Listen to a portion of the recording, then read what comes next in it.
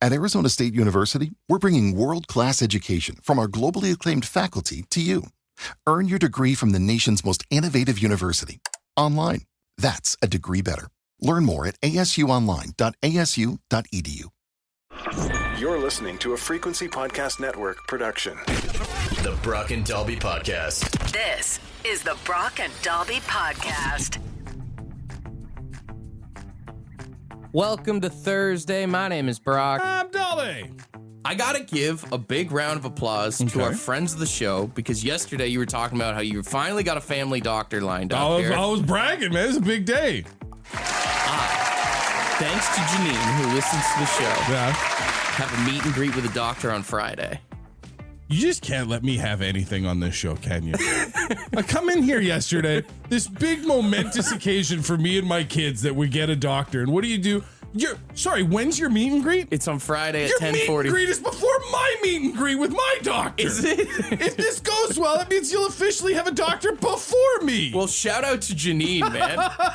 A lot of people yesterday when we talked about it and I was begging for a hookup for a family doctor, gave me phone numbers and stuff. Damn. I called around, and the one that Janine gave me is actually perfect. It's like just around the corner from my house. Wow. And they were like, we can get you in on Friday if you come in, blah, blah. So I was stoked, man. I'm joking around. Obviously, Yeah. That's sick. That's fantastic. But that's a lot of pressure, right? Because, technically you don't have a doctor yet. No? Technically, neither of us have a doctor. I thought it was like you just go in, you're like, hey, what's up? You got to get through the meet and greet. You basically got to have a successful first date before you officially have a doctor. So it's not a guarantee? No, if this doesn't go well, if I don't know, I mean, you're a normal human being, but if you were to go in there and do something crazy, he could theoretically decline you as a patient. Oh. Yeah. I didn't know that. So you better I have to impress him? Well, I don't know if you have to necessarily impress him. I think you just have to go in there and be normal if you can handle that task. Am I supposed to swing in with some donuts and bribe him and or sit in the office and be like, wow, this is the nicest doctor's office I think I've ever been in? The key is flattery, right? You come around the corner when you go into the office, or when he comes in, maybe you're already sitting and he comes through the door. Just be like, oh my gosh, I didn't realize my doctor would be so handsome. Oh, that's going to get shut down right away. You don't think that'll work out? Your eyes just twinkle in those ugly light bulbs. There's just something about the way the light hits your stethoscope that makes me feel really safe here. I've never felt so comfortable in a man in a white gown before. Which, of course, would beg the question, have you seen a lot of men in white gowns before?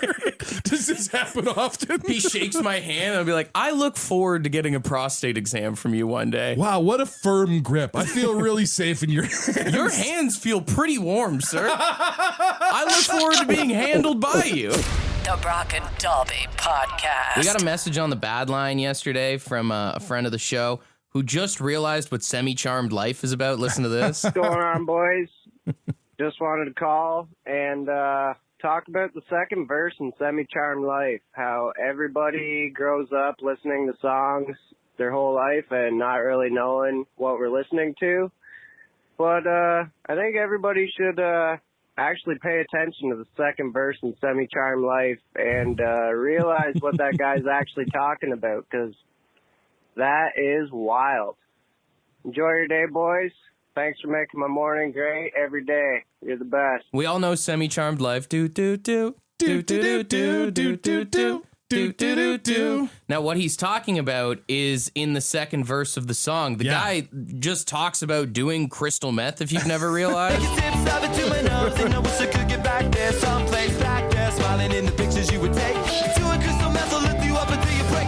And then he goes again, and he goes, and I bumped again, and I bumped again. The funny thing is, and when you listen to the message on the bad line from that guy, and thanks for listening, and thanks for leaving that, or you talk to people, it makes it sound like, oh my God, did anybody realize what he's talking about? But he's not using metaphors. He literally says doing crystal meth. And I say that as someone who up until a few years ago Never put two and two together. You told me at a bar one day, broke my brain. And it wasn't until I saw a video on like TikTok where someone was like, "Did you know this song's about crystal meth?" Which it's the whole jingle, whole jingle of the song, the do do do. It distracts you, right? So catchy and upbeat, like it feels like you should be walking around snapping your fingers to the tune. It's kind of like what's that song? Fastball, like The Way or whatever it is. Oh, without ever knowing the way. Because that's supposed to be a song about like a couple that went on a road trip and then like died and mysteriously disappeared and nobody ever found them or something dark like that. But it's also got this like upbeat kind of tone, right? It's really catchy. It's a real fun sing-along song. It's like Creed. Everyone loves to sing with arms wide open. And it sounds like it's such a romantic song because of the way that Scott Stapp sings it.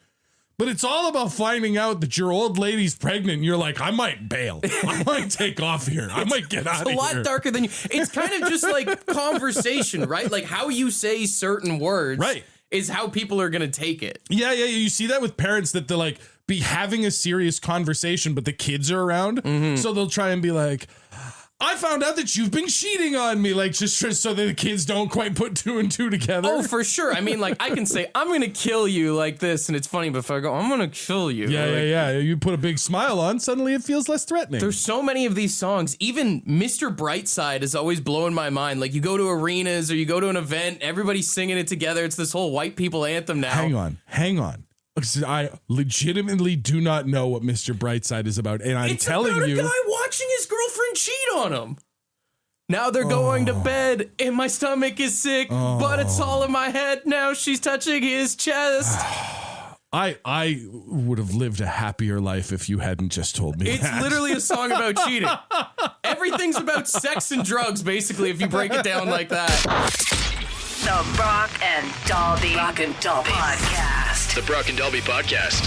So many people texting in songs that they didn't know the meaning of. My favorite is from Mitch here at 762-555. He says, as a kid, I loved AC/DC and The Jack was my favorite song till I realized that's about catching an STD. Yeah. Once your eyes get opened, it's hard to shut them to that one again. I think a lot of AC/DC songs, I can say as a kid, I didn't realize had such a sexual nature to it. Oh, dude, AC/DC and Kiss. Like, if you didn't grow up with Kiss, if Kiss already existed, if you're like my age and you heard all these songs, you're like, what is a love gun? I thought Love Gun was Cupid's arrow. What are we talking about here? And then to find out like every single song is about getting laid. Apparently someone texted, and I did have to Google this. You know Semisonic's Closing Time? Oh, yeah. I mean, it's the song to end literally any event. So the singer actually wrote that song while his wife was pregnant with their daughter, and she was actually going into labor. Oh. And he was picturing his daughter being sent forth from the womb as if a bouncer was clearing her out of the bar.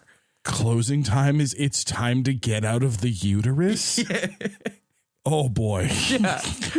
The Police is the one that everyone's texting in, Every Breath You Take, where you think it's a love ballad, but it's about a stalker. That's a classic one. The Beatles, I Am the Walrus. Did you know John Lennon just wrote that to mess with an English teacher? Really? Yeah, apparently there was a teacher at a university or something, and he was having his kids like analyze Beatles lyrics. Oh. And so he heard about this and was like, well, let's just make a song just to totally frig with them. Analyze this sort of thing? Yeah. See, and I just assumed that it was like the Beatles famously did a lot of drugs. There was bound to be a cuckoo in there somewhere. Little column A, column B situation for sure. Pearl Jam's got a few weird ones. Of course, Jeremy's got a deep meaning behind it, but did you know Alive apparently is about incest? What? No, I had no idea. According to Eddie Vedder, Alive tells the story of a young man discovering that the man he thought was his father is actually his stepfather. His mother's grief leads to an incestuous relationship with the son who strongly resembles the biological father. You know what? That one's not our fault, though. If I could understand any of the words Eddie Vedder was saying, I might have picked up on that. It's just crazy that a lot of people have belted out the chorus, and that's probably helped them get their stuff together, and they didn't realize what they were singing about. It's therapeutic, but not for the reasons you thought. I think my favorite one has to be the true meaning of the Macarena.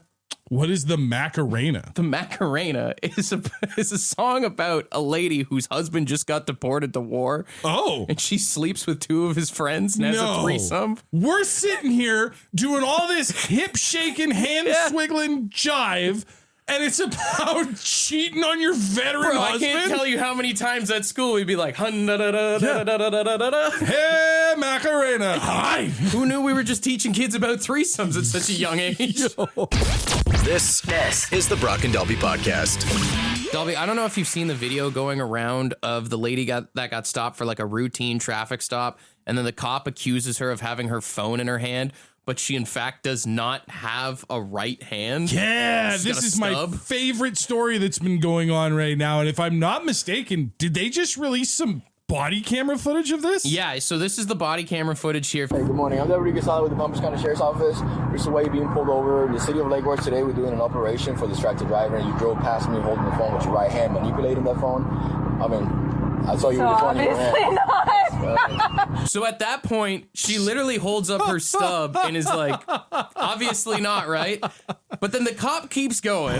So you want to just call this a day? Or? I don't want to call it a day. You had a hand up manipulating You just the said phone. my right hand. Well, I thought I saw you with your right hand. You so had a you hand didn't. up. The right hand. I saw you So you manipulate. didn't. With the right hand, perhaps not, right? But I saw But you didn't see me with my right Okay, hand. so are you saying that you saw me with my I know right what hand? I just said. I know what I just said. I'm asking you now. Did you or not have your phone on your hand? I did not. You did not have your phone in your hand? I did not. Hand to God, you didn't have your phone in your hand. Hand to God. The other hand to God, you don't have your phone in your hand. Hand to God. Cool. You have your driver's license? As he asks her, hand to God, she once again holds up, which is no hand. Her stump hand. Yeah. And then he goes, your other hand to God. Which is so out of pocket. He says hand to God. She puts what hand she has up in the air, and he goes, your other hand. Like, my brother, you are stuck in a ego trap. You thought you saw something. Very clearly you did not, because she doesn't have a right hand. And this is where things go so bad in society so many times, is we can't admit when we're wrong.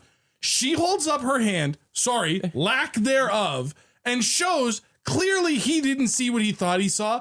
He should just go, oh my God. My bad. I'm sorry. That's my bad. That's so funny. We both have a story to tell after today. But instead, he tries to double down and then makes fun of her for not having a hand. Hand to God. So the crazy thing is, he still gave her a ticket for distracted driving, and obviously she wanted to fight this. Oh, you have to. So she went and fought it, and it went through like the court systems, and they told her it would be like 6 more weeks. And then yesterday, the reason this whole thing went viral is she was supposed to go to court yesterday, but then the cop backed out and dropped everything. What a coward. Yeah. That's also like, I almost swore. That's crappy behavior, because to drag it out for this long and then to have this footage go public, now you are even more embarrassed, and only now are you going like, okay, never mind. Just not even an apology, just saying, don't worry about it. I mean, she always knew she was going to win hands down, obviously. You are wrong for that. But the other thing that I do love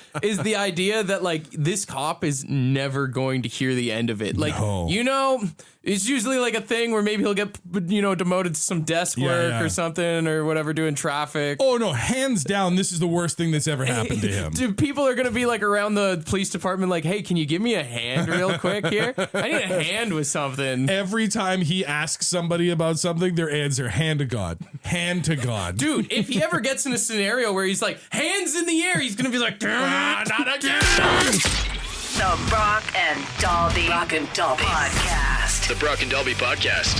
If you're a single fella and you don't own a lot of books and you're looking for the attention of a lovely lady, time to go to the thrift store and buy yourself some books. Oh, yeah? A new survey has come out asking women things that they find attractive in terms of hobbies for men. So if a woman is looking at a man, she's interested in him, a hobby that can make him more attractive or less attractive.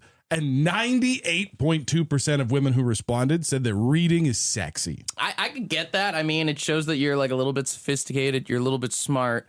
Although I will say, it's got to depend on like what you're reading, right? Well, that's just it, right? Because you can be like, oh yeah, it makes you look more sophisticated. But like those 3 big boxes of comic books, Spider-Man comic books that I have in my office at home, I don't think necessarily make me look more sophisticated. I'll say this. I'll say comic books is a lot sexier than it used to be. Sure. But I'm more thinking like If you're reading like manifestos, that's gotta be more of a red flag, is it not? Yeah. If you walk into a guy's house and he's got a shelf full of things written by serial killers before they did the thing. Even if you like, dude, if you have a one night stand with a guy and you look beside his bed and he's got The Catcher in the Rye, babe, run.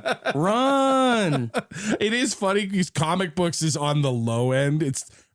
Reading is 98% attractive. Comic books is 33%. Shame on them. Shame.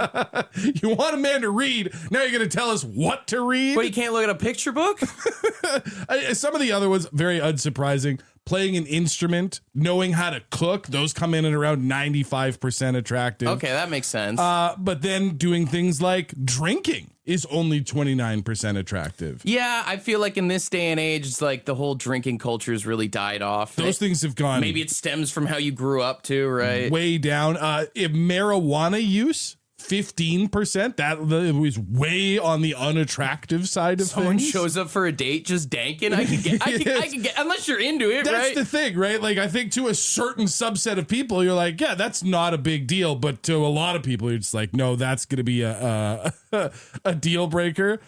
Gambling is also on the low end of the spectrum. Actually, at the bottom, with only 6% of women finding gambling Dude, attractive. I haven't even thought about how many guys are probably on a first date and they're like, I just got to check my parlay real quick. Right, yeah. But you can't tell the person. You can't be on a date and be like, I just need to check my sixth leg of the parlay right now. You've got to be like, oh, sorry, I'm just getting a text from work. Just give me 1 second here. And then you quickly make those bets. Some guy on the first date that's like, damn it! I need a Green Bay to cover the spread. You're sitting in a nice restaurant that has a football game on the TV. Everything's going great. He looks up and all of a sudden just, no!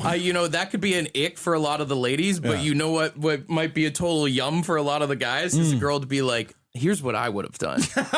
Here's my lineup. No, because I'll tell you right now, as a reformed gambler, the last thing you need when you lose a parlay is someone to give you advice on what you should have done. True. You know what, lady? Why don't you just keep it to yourself? Brock and Dalby Podcast. We asked the ladies this morning, what is a hobby or an interest a guy can have that's a total ick for you? And the weirdest one that's came through is Natasha saying worm farming. I get it. I think if you went over to somebody's house and like you're still in those like early phases of like getting to know each other and they've got a giant worm farm. Do you want to see my worms? Either in or out of the house. That's probably like a... Oh boy. Probably a lot of animal things, like maybe taxidermy could be a turnoff. That could be a red flag too. Honestly, yeah. You walk into the house and the walls are just covered in dead animal heads. It's probably a sign that, like, I don't know if we jive on all wavelengths He's here. covered in blood. What were you doing? I was just in my shed. Yeah.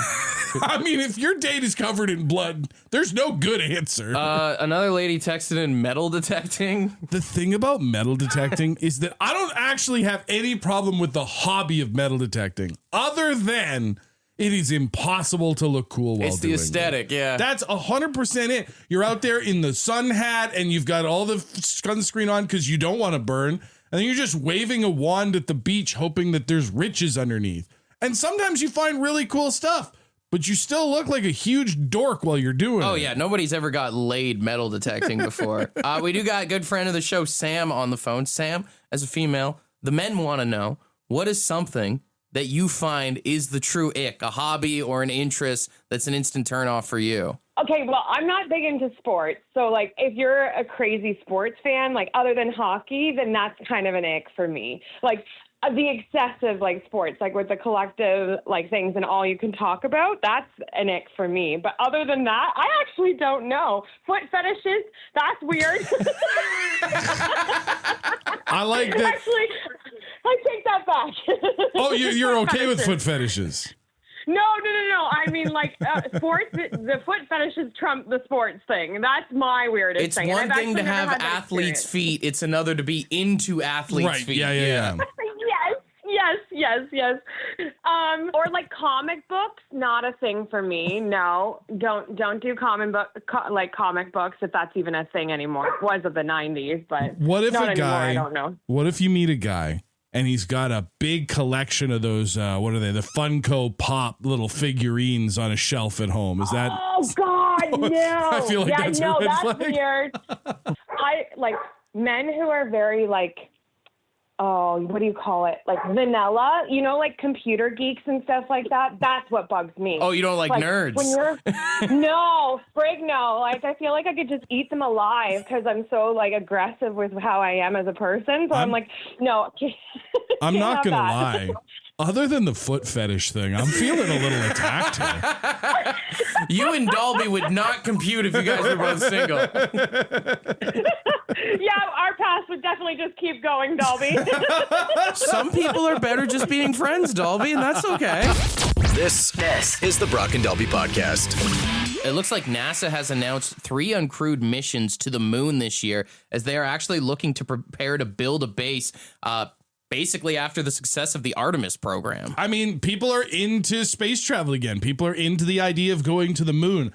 I'm still not necessarily sure what we're going to do, like what the base will be for. Yeah, all they say is it's going to cover hundreds of square miles with hopping drones and new lunar rovers. So I don't know if the whole idea of taking over the moon one day is coming to fruition. Or? I mean, it just feels like people on Earth don't have homes, so maybe we could have worked on that first. But the moon's cool too. Jeff Bezos' company Blue Origin is involved with NASA on this, so maybe they're just going to build Amazon warehouses out on the moon there. Dude, just rockets firing from the moon to deliver you stuff from their moon warehouse. It's funny. That sounds like a terrible Arnold Schwarzenegger movie from the 80s, but it also doesn't seem too far-fetched, right? I've seen the videos of those Amazon drones that have been failing at delivering everywhere now. We're not that far off from rockets. What they're going to do is put a prison on the moon and make everybody work at the Amazon warehouse. So it's prison and warehouse, same thing, brother. That's pretty much.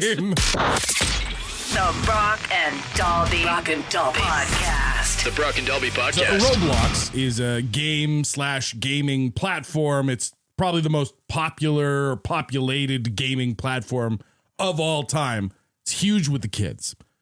It also has a lot of filters and stuff like that because it's mostly text chat based. Has a lot of filters to make sure that kids aren't like swearing or saying awful things to one another. Okay. But the children yearn for the cuss words. When you were a kid, like all you wanted to do was swear. Hey, I played Xbox Live growing up. It was a barren wasteland. So with these chat filters on, you can't swear. They've even got filters around things that are close to swears, replacing certain letters. All of it gets blocked out.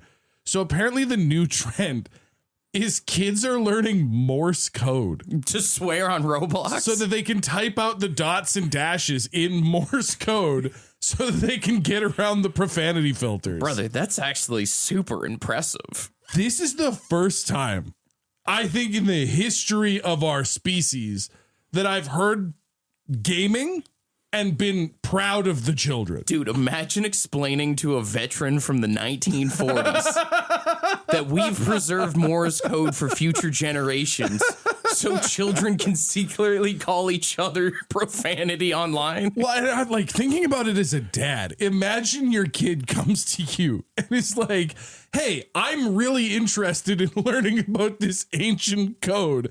I want to learn how to do Morse code. Can you take me to the library or can you help me learn this stuff? Like, is there a Duolingo for Morse code? You're like chewing your kid out at the kitchen table and they're like tapping on the counter.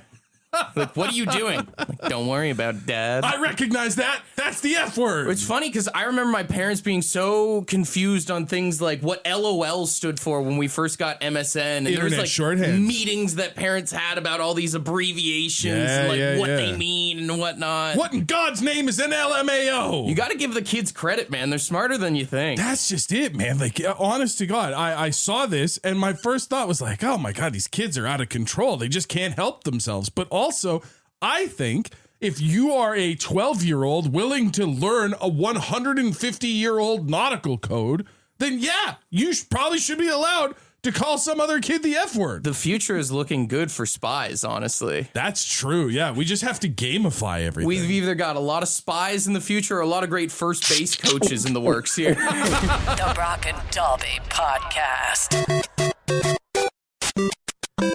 All right, we've got $100. And Lotto 649 tickets for Saturday's jackpot on the line here. Going old school with the video game impression for today. The first blowout blockbuster hockey game to hit the consoles back on the Nintendo Entertainment System, Blades of Steel. Blades of Steel. All right, and I'm going to say this because I know a lot of people are just going to go, Blades of Steel. You better give us a good...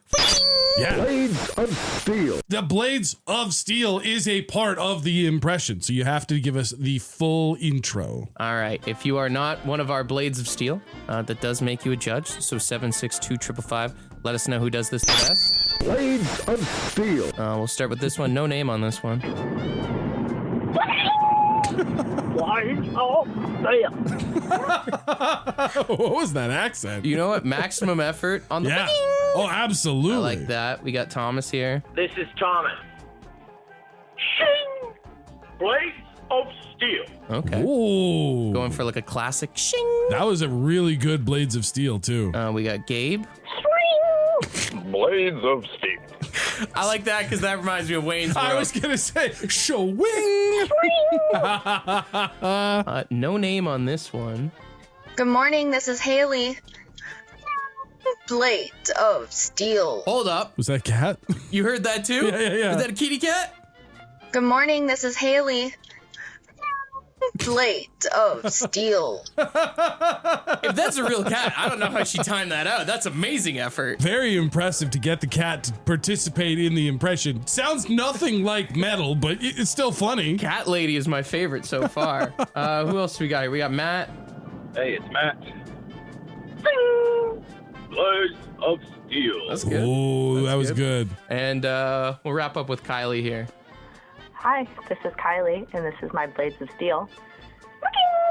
Blades of Steel. All right. Give everyone a round of applause. I like a whooking. Valiant effort from everyone, especially on the whole. That's my favorite part. Yeah. I liked Thomas. I know it was kind of a basic shing, but I think he had the best Blades of Steel. For sure. He sounded retro. Now, I'm biased here. Yeah. She didn't have the best Blades of Steel. Right. But Cat Lady getting her cat to somehow that was perfect. I don't know if that was real or not, but if that was, come on, man. All I'm saying is if we're putting Haley forward as a serious contender to win today, we have to accept that she did not do the impression. You are simply voting for her ability to make a cat make a sound. She is the cat whisperer. If she was able to I don't know, let the people speak. I think Thomas could win too, but... The people are speaking, and they are speaking cat. Cat lady? It is a wall of text on the text line.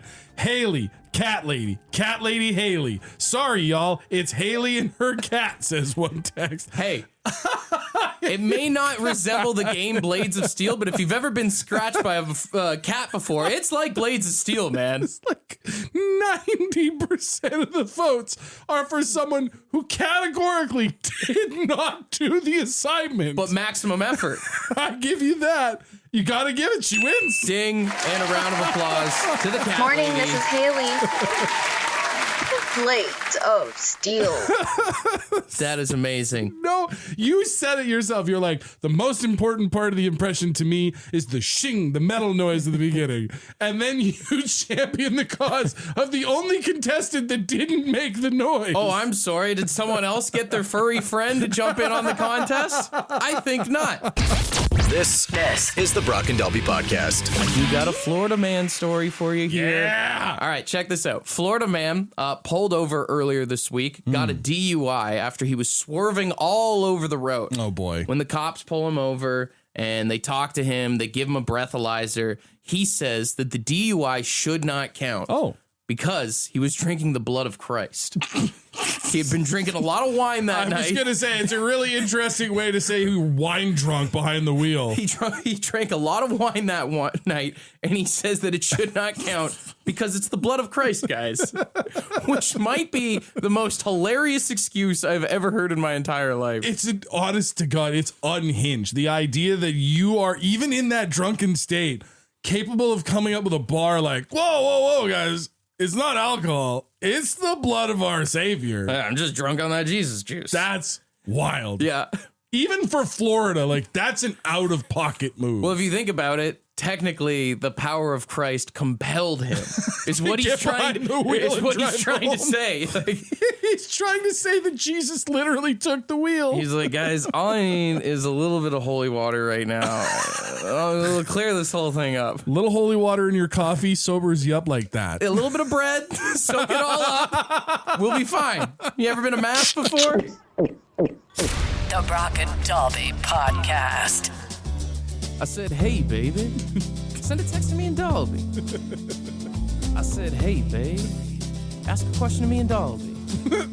And the number to text is 762-555 right now. 762-555 right now. 762-555 right now. 762-555 right now.